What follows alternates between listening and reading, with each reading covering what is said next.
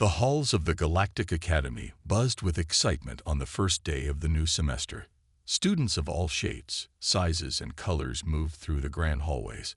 Some floated, others crawled, and many walked on varying numbers of legs. The Academy was home to over 300 different alien species, all gathered to learn and grow together. Leila Martinez kept her head down as she walked to her first class. Her long brown hair covered the sides of her face, hiding her features from curious eyes. At first glance, she looked like any other Altarian with her slight blue tint to her skin. No one needed to know she was half human. She slipped into the large lecture hall and found a seat in the back row. The room filled quickly with eager students. A tall, elegant alien with silver skin and 4 arms gracefully moved to the center stage. This was Professor Nara Velzik, the most respected teacher of galactic history. "Welcome to Advanced Xenocultural Studies," Professor Velzik said, her voice soft, but carrying to every corner of the room. "Before we begin today's lesson, I must share an announcement from Dean Krovac." The professor's 4 hands moved in a complex pattern, activating the large screen behind her. The stern face of Dean Krovac appeared, his red eyes glowing against his gray, stone-like skin.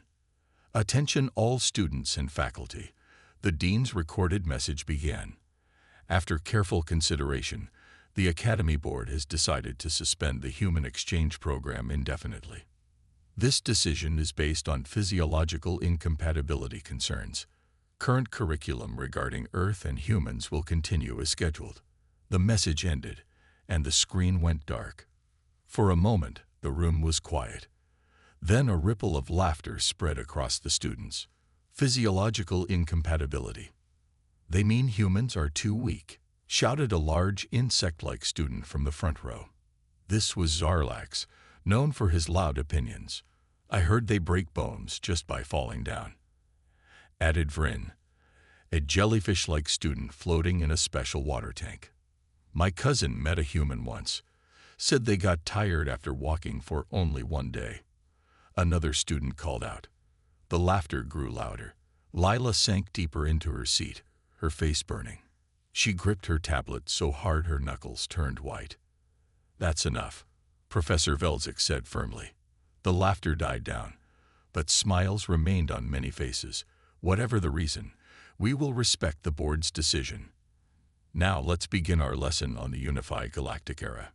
Leela tried to focus on the lesson, but her mind kept returning to the announcement and the jokes that followed.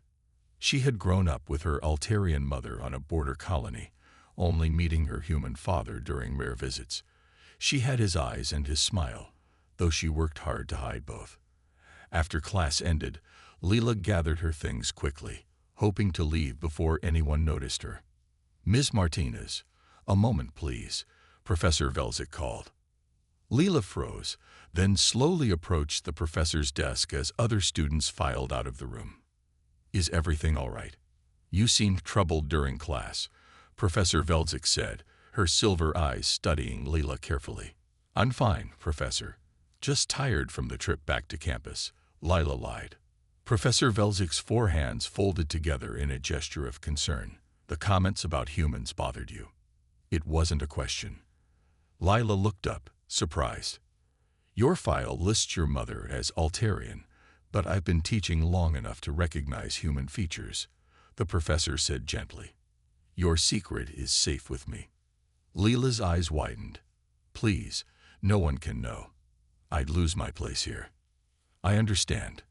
Perhaps you could visit my office later. I think we have much to discuss," Professor Velzik said. "About the ban, and about how little your classmates truly know about humans." Leela hesitated, then nodded. As she left the classroom, the mocking laughter of her classmates still rang in her ears. But now, a small spark of something else had been lit inside her, a mix of hope and determination. She would visit Professor Velzik, and maybe, just maybe, she would finally stop hiding. Leila stood outside Professor Velzik's office door for nearly 2 minutes before she found the courage to knock. The silver-skinned professor answered right away, all 4 of her arms moving with graceful purpose as she welcomed Leila inside. Please, sit down, Professor Velzik said, pointing to a chair that adjusted itself to fit Leela's body shape. The office walls were covered with artifacts from hundreds of worlds. Lila noticed a small shelf with items from Earth, a baseball, an old compass, and a framed photo of Professor Velzik standing next to a smiling human man in a military uniform. You've studied humans before, Leela said, pointing to the photo. Professor Velzik nodded. For many years. That picture is from my time on Earth as a cultural exchange scholar. Captain Joe Miller showed me many human cities. She paused, her silver eyes studying Leela closely. Your human heritage. It's from your father's side, isn't it? Leela nodded slowly. My dad is human. Mom is Altarian. They met when he was a trade representative. She looked down at her hands. I don't talk about him much. It's easier to just let everyone think I'm full Altarian. And now with this ban, and the things your classmates are saying. Professor Velzik left the thought unfinished. It's not fair, Leela said, surprising herself with the force of her words. They know nothing about humans, but they laugh like humans are some kind of joke. Professor Velzik moved to her desk and waved her hand over a sensor. A holographic display appeared in the air between them. The ban on humans wasn't my idea. I fought against it, she said, scrolling through what looked like meeting notes. Dean Krovac and the board said it was for physiological incompatibility in public, but that's not the real reason. Leela leaned forward. What is the real reason? Fear, Professor Velzik said simply. 3 incidents in the past 5 years. A human exchange student accidentally broke a Thelnerian's arm during a friendly sports match. Another human caused a panic during an emergency drill when they pulled 2 Ventari students from a collapsing walkway, dislocating their breathing tubes in the process. They were trying to help, Leela said. Yes, but they also caused injuries. The board decided humans were too. Professor Velzik searched for the right word. Unpredictable. Too strong for their size. Too quick to act without thinking. Leela sat back, stunned. They banned humans not because we're weak, but because we're dangerous. Professor Velzik's mouth curved in what Leela recognized as her species' version of a smile. Your classmates would be surprised to learn that, wouldn't they? A plan began to form in Leela's mind. We should show them the truth. That's exactly what I was thinking, Professor Velzik said. I have access to the Academy archives. There's footage of human-alien interactions going back decades. Most students have never seen real humans in action. She paused. It would be a purely educational project, of course. Of course, Leela agreed, feeling a smile spread across her face. Where do we start? Professor Velzik moved to a storage unit and removed a small data crystal. This contains classified records from the first contact between humans and the Dravik Empire. Not even your classmates could laugh at what these humans did. She handed the crystal to Leela. You'll need help accessing the data. Do you know someone tech-savvy you can trust? Leela thought of her roommate Trix, a 6-limbed Malorian with an uncanny ability to hack into almost any system. I think I do. As Leela left the office with the data crystal carefully tucked in her pocket, she felt different. For years, she had hidden half of who she was. Now she was about to show everyone exactly what it meant to be human. And they wouldn't be laughing anymore. You want me to do what? Trix asked, all 6 of her eyes blinking in surprise. The Malorian's blue skin shimmered under the dorm room lights as she examined the data crystal Leela had placed on the desk. Just help me access the files, Leela said. Professor Velzik gave me permission. Trix picked up the crystal with one of her 4 hands. This is military-grade encryption. Where did your professor even get this? She has connections, Leela said. Can you do it or not? Trix grinned, showing rows of tiny teeth. Of course I can. It might take a few hours, though. Later that evening, Leela returned to find Trix surrounded by floating holographic screens. Her roommate's fingers moved quickly across virtual keyboards. I got it open, Trix said proudly. But Leila, this stuff is intense. Are you sure you want to see it? Leela nodded. Play the first file. The main screen lit up with footage that looked decades old. A small team of humans in formal uniforms stood in a large hall. They were surrounded by tall, insect-like aliens with armored bodies and large mandibles. First contact with the Dravik Empire, Trix read from the file data. The humans were a diplomatic team sent to negotiate trade routes. In the video, one human stepped forward, a woman with dark skin and short hair. She spoke, and the translation appeared as text across the bottom of the screen. The United Earth government extends friendship and hopes for peaceful cooperation. The largest Dravik made a harsh, clicking sound. The translation read, "Your species is unknown to us. Prove your worth or leave our territory."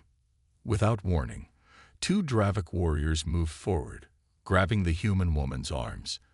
Instead of showing fear, she moved with surprising speed. In one fluid motion, she broke free of their grip, flipped one warrior over her shoulder, and pushed the other back several feet. The room fell silent in the footage. Even the Dravik leader's mandibles stopped clicking. "Did she just?" Trix whispered, leaning closer to the screen. "Yes," Leela said, a small smile forming on her lips. "She did." The video continued. The human woman straightened her uniform and spoke again.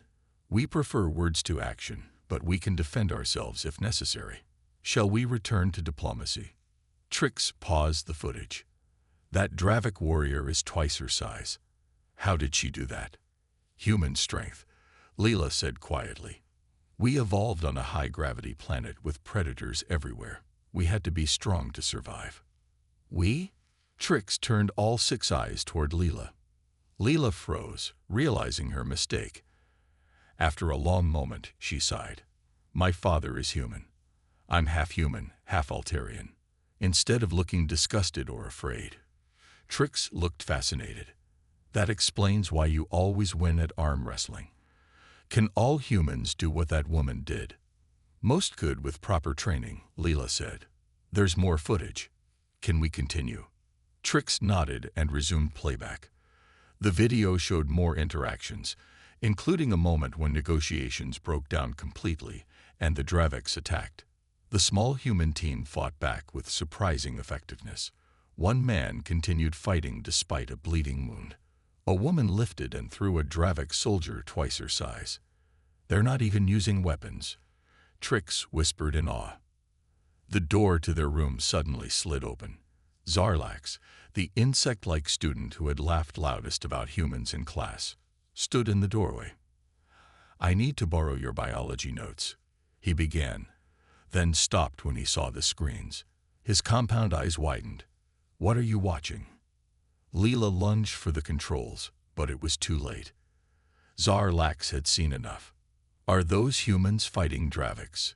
he asked, stepping into the room. "Where did you get this footage?" Trix quickly shut down the screens, but the damage was done. Zarlax backed toward the door. "Everyone's saying humans are weak, but that's not what I just saw," he said. Then he turned and hurried away. Leela and Trix looked at each other. "This might get complicated," Trix said. "It already is," Leela replied. By the next morning, whispers had spread throughout the academy.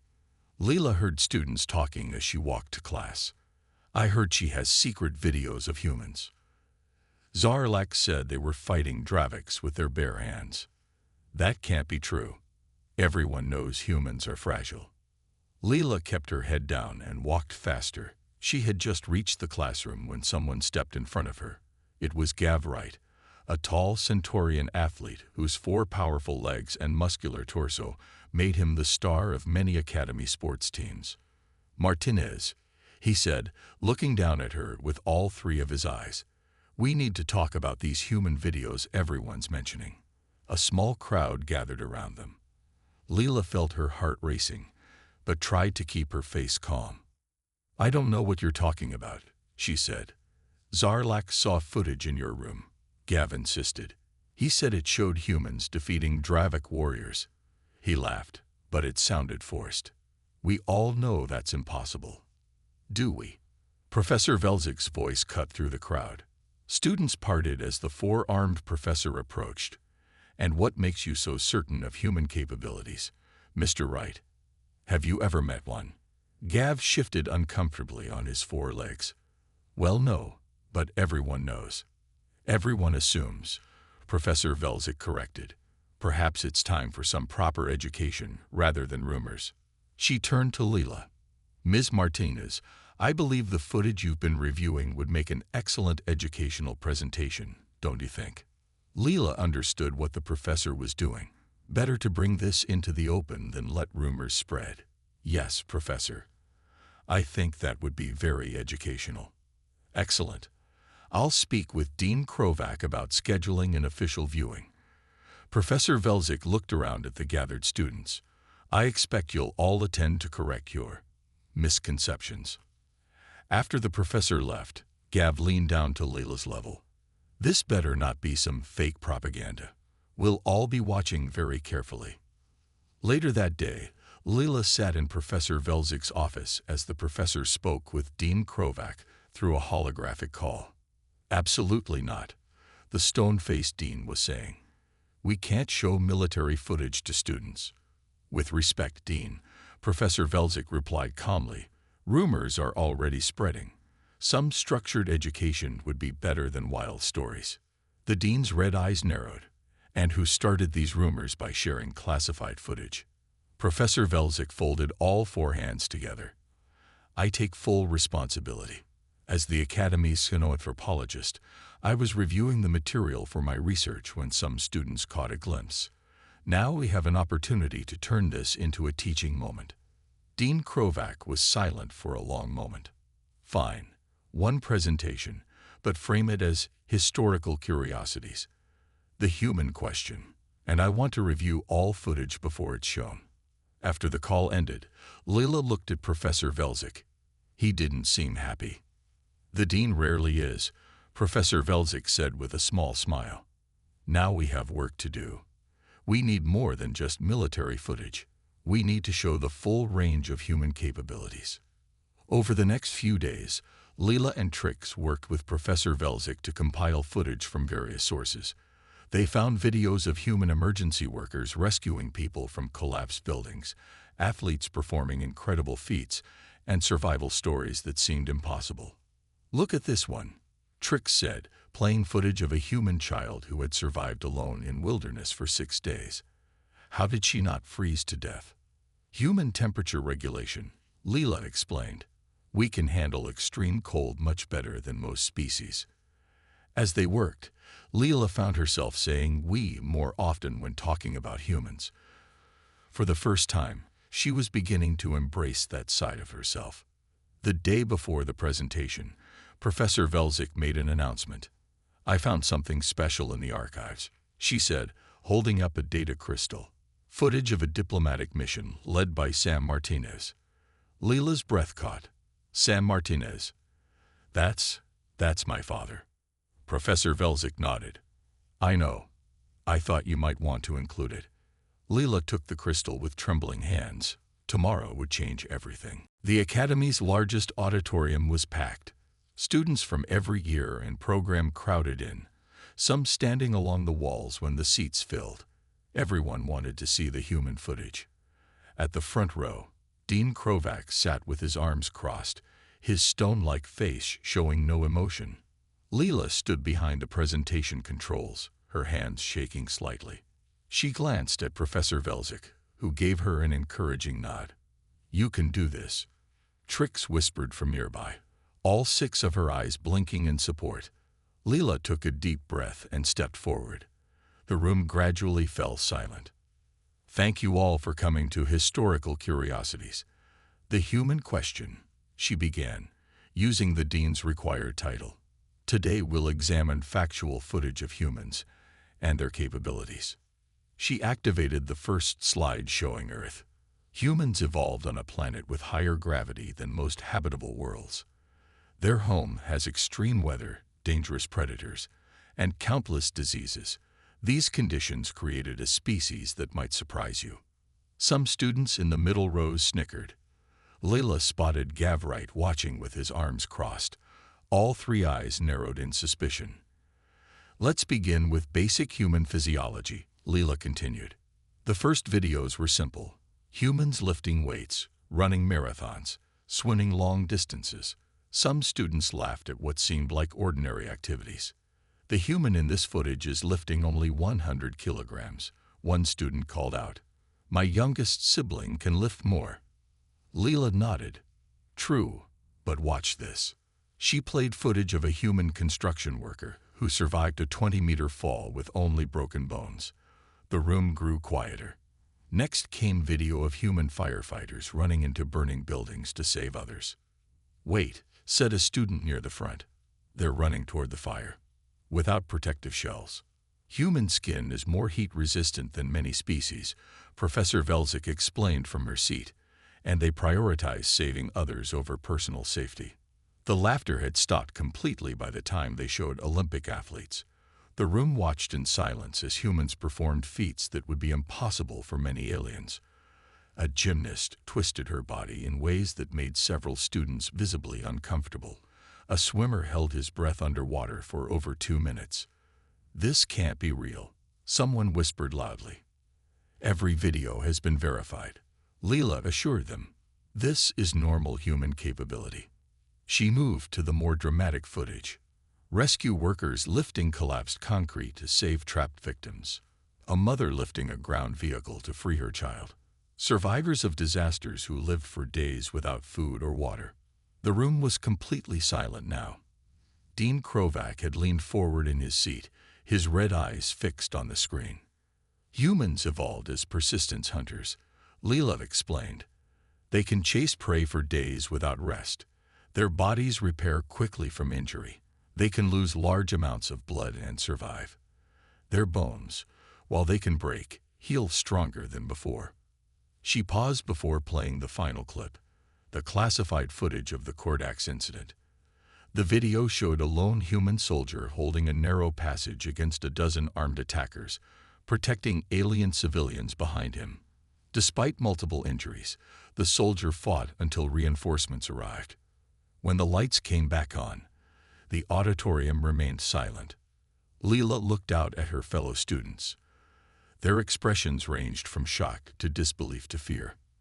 "The Academy banned humans not because they're too weak to survive here," Leela said clearly, "but because they're too strong, too durable, and too unpredictable for many of you to safely interact with." She looked directly at Dean Krovac.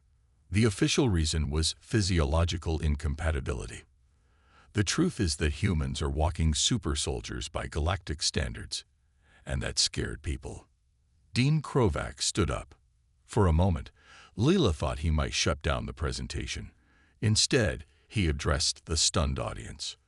"What you've seen today is classified information presented for educational purposes," he said stiffly. "There will be a formal academic debate on this subject next week. Until then, all questions should be directed to Professor Velzik." As students began to file out, many looked at Leila with new eyes. Some seemed frightened, others curious. No one was laughing anymore. Gavright approached Leela as she gathered her materials. "If humans are so strong," he said, "what are you?" Leela froze. She wasn't ready to answer that question. Not yet. The academy buzzed with debate for days after the presentation. Students gathered in hallways and common areas, arguing about what they had seen. Some still refused to believe the footage was real. Others had new fears about humans. A few were fascinated and wanted to learn more. Leela tried to keep her head down, but it was impossible. Everyone knew she had put together the presentation. Whispers followed her through the halls. "Do you think she knows actual humans? How did she get that classified footage? I heard she has some connection to humans." Gavright's question hung over her like a cloud. "What are you?" He hadn't told anyone his suspicions yet, but Leela knew it was only a matter of time. 3 days after the presentation, Dean Krovac called an emergency meeting. Leela, Professor Velzik, and several other faculty members gathered in the dean's office. "The board is concerned," Dean Krovac said, his stone face even more rigid than usual. Your presentation has caused significant disruption to Academy life. Knowledge often does that, Professor Velzik replied calmly. The dean's red eyes narrowed. Some students are now demanding we reverse the human ban.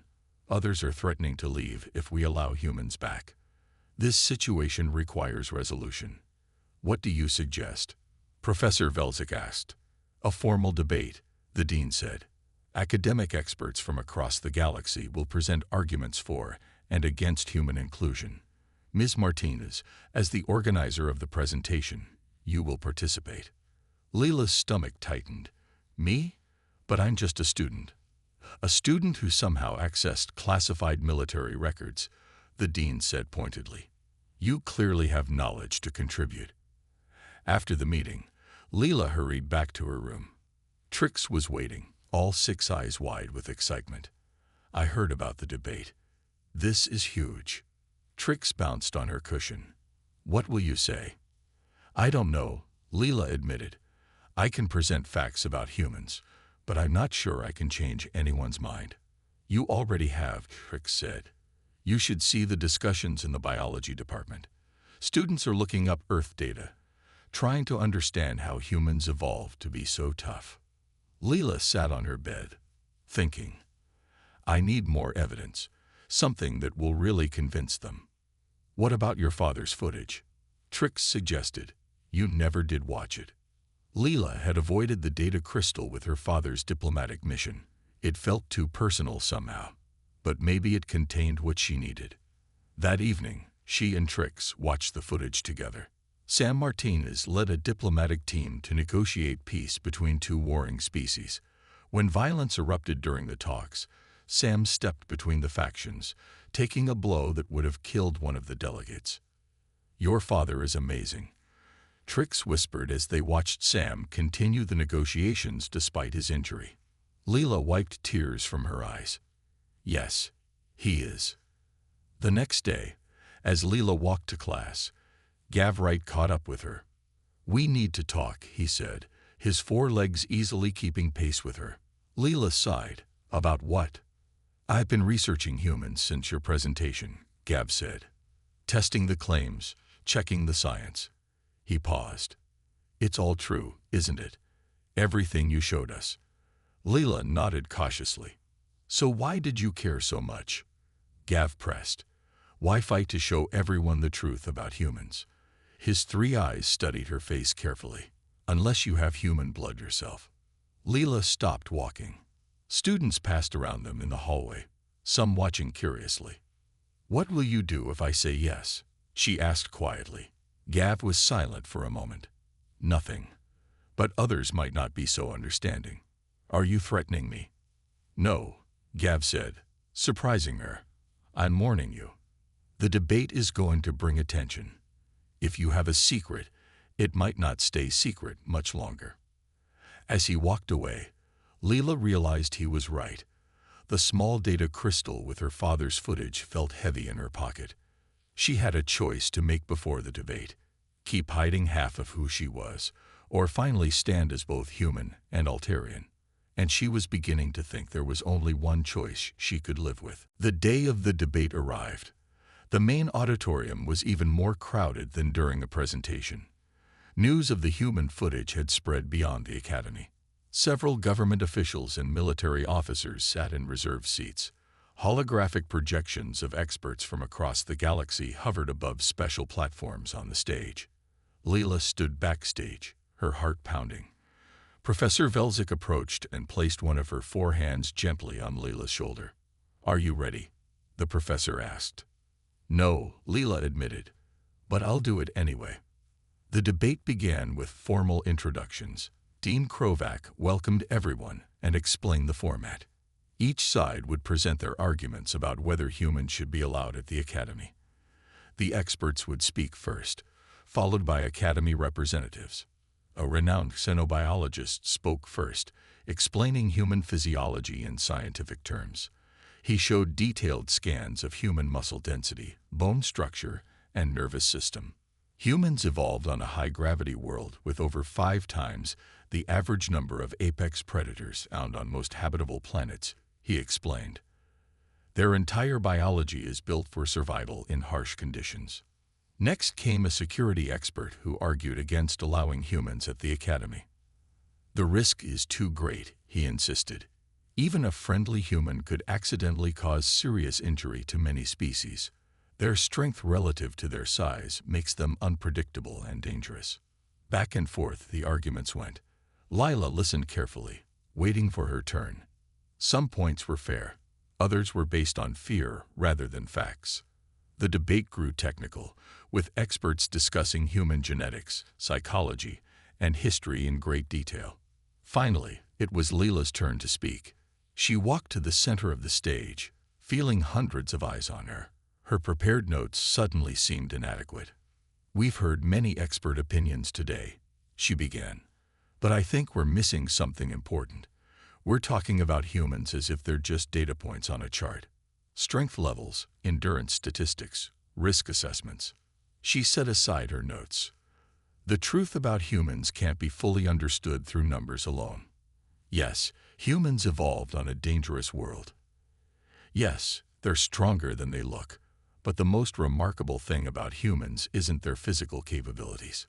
Lila touched the small pocket where she kept the data crystal with her father's footage. "It's their willingness to use those capabilities to help others," she continued. "Every example of human strength I showed you was in service to others. Running into fires, lifting rubble, standing against attackers to protect the innocent." The audience was silent, listening.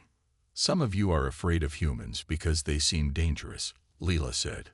"But you're missing the point. Humans are dangerous, but almost never to their friends and allies.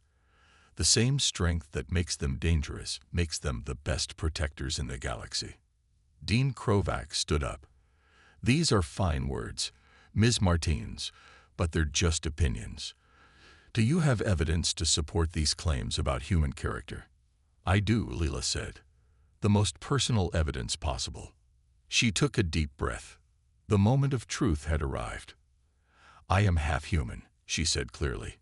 "My father is Sam Martinez, the human diplomat whose footage you saw in the presentation." Gasps and murmurs spread through the audience. Some students stood up to get a better look at her. Dean Krovac's stone face showed rare surprise. "For 2 years, I've hidden half of who I am," Lila continued. "I've pretended to be only Altarian because I feared exactly the reactions we've seen in this debate: fear, distrust, and prejudice." She looked directly at the dean. "You banned humans because they're different, because they're stronger, because you don't understand them. I'm asking you to reconsider, not just because humans deserve a place here, but because the Academy deserves the chance to learn from humans."